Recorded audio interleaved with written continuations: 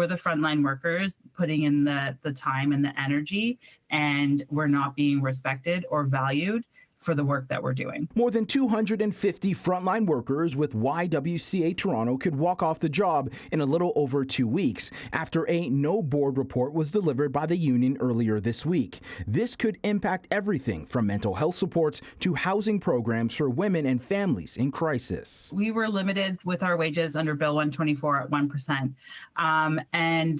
During that time, over the last 6 years, the upper management CEO have received double-digit wages increases.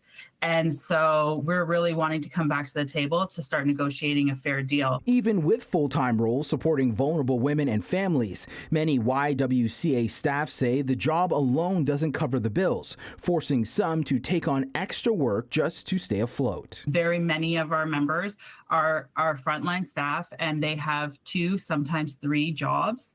And so they do their work for the YWCA Toronto, and they put their best foot forward, and they are putting all their energy into that job. And then when they leave, they don't get to necessarily go home. They have to go to another job to make ends meet so that they actually do have a home. A recent union survey found 10% of workers regularly use food banks. Many say they can't save money, and some even qualify for the YWCA's own housing subsidies. Kinna has worked on the front lines for years and says the demands have only grown, but the pay and protections haven't. Fortunately, our services are more in need now than they ever have been. Our shelters are at almost 100% capacity every single night.